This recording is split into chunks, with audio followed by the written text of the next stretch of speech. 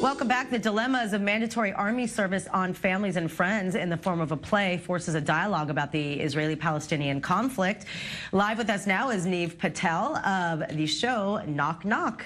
Hello, who's there? Hi. Nice to meet you. First of all, it's Petel. It means in Hebrew Petel. raspberry. Oh, really? Petel's raspberry? Yeah. Not Petel. No.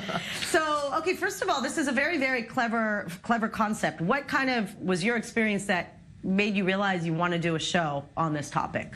I went to London to continue my training in acting, and during this MA course I had to pick a research topic to research about theater, and I chose to find out how to create your own solo show. Because I just liked monologues, and I did it in Israel before. And then I was looking for materials, and I didn't know what to write about. And I was talking on the phone to my friend Maya Levy. She's my friend and my colleague, and she's also the artistic advisor and the co-director of the show. And she was dating this guy named Elad at this time, and I was mocking her, pretending to be Elad's mother on the phone. And this is how this character look at that. It's amazing how like these genius ideas happen in the most random way, and then you realize that you could play a mom pretty well. And and then every time we talk on the phone, I would improvise a little monologue of this Elad's mother, and Maya would tell me, oh no, wait, do it like this, do it again, just like that. And then, were you always good at impersonating people? I guess, I don't know. I'm an actor, so that's what I do. Right, but not everyone's good at doing impressions, you know. Well, yeah. I mean, I didn't know this mother. I just invented one. And one day, while I was improvising this monologue over the phone to Maya, I realized that I'm improvising a eulogy to my son, and that he died in the army. And I started crying, and I was like, there's something here. There's an open wound here that asks to be on stage. And since I was looking for material to write something, I said, okay, this is it. And then Maya and I would develop the ideas and inflate those little monologues into a whole life experience. Story. So let's take a look at a clip and then talk more. All right. I see parents who wake up every morning and go to nurture a marble gravestone at the cemetery instead of a living child at home. You should be burying me in 40 years' time from now, not the other way around. I'm very sorry.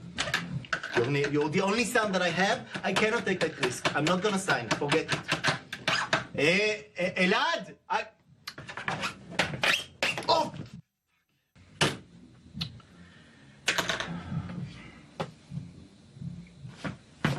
You can lift 1,000 tons of weights and run hundreds of kilometers with Udi. I'm not signing this letter. Forget it.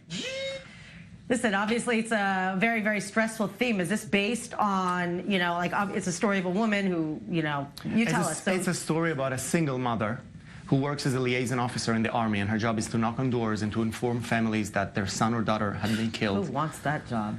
Yeah, and one day she has to face a life-changing dilemma because her son, her only son, Elad, it's 18. His time for him to go and serve in the army. And the show is focusing on the life in Israel, on how is it to raise a child in a place where you know that one day you'll have to give them up and to send them to the unknown, and how it is to grow up in a place like this. Because, you know, people in the wild world, all they know about Israel or about the Middle East. News, right? The news, they know about the death. That's the thing. I mean, my first year here was when the war happened 4 years ago, and it's like you can't. You know, being here, experiencing it is so different than how it's portrayed, because it literally affects everybody. Everybody has a family member or a cousin or someone in the army, it seems, at all times. Like, it's... Yeah. And it's not. It's even more than that. It affects. It's inextricably intertwined in our every aspect of lives. Yes. In school, in kindergarten, on the news and the newspapers, on the street, in our language. The army is part of our language when we talk in business and market, and you don't realize it until you step out from it for a while. And that's what happened to me when I left just for the training, and so Maya and I were trying to to create this experience for the audience, for especially people who are not Jewish or not Israeli, to get show another glimpse, side of what really is. to get a glimpse of how like. it is to live in this kind of country. Right. And so all the artistic choices in it are quite interesting, I think, because I'm portraying the mother as we saw, but I'm dressed as a soldier, so you can see the dead son basically, but you listen to the mother, and then you get like a double layer of this whole experience. And so it's got to be emotional circle. for you to be performing this, regularly. It's got to be like cathartic. It is, but at the same time, it's very funny because I'm playing a Jewish mother. Right, exactly. So it's good. So you get the best of both. There's games and there's, So I know that you're taking this on the road. You're getting into a lot of festivals. Yeah, I started right after Maya and I finished creating this just as my exercise in school in Mount View Academy in London, and it was a success. I realized I should try and turn it into an actual show, and then I took it to a couple of venues in London, fringe venues, and then I said, okay, I'm ready for Edinburgh Festival Fringe. And I went on to this adventure, which was not easy because it was very hard to find a venue.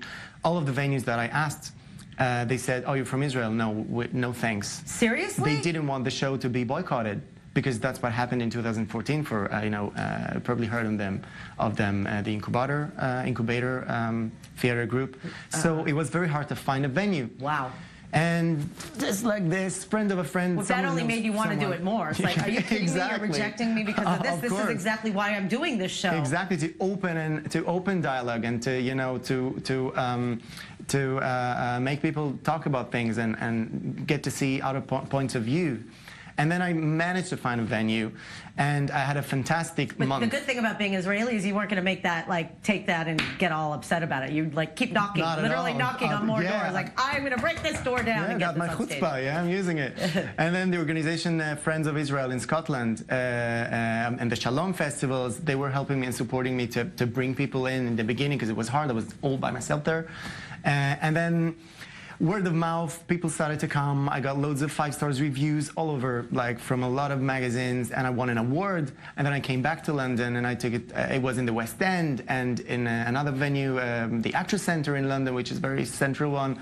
And now the charity organization Stand With Us are doing this beautiful initiative to take. You probably know that right now there is this Apartheid Week events that are happening in a lot of universities across the world.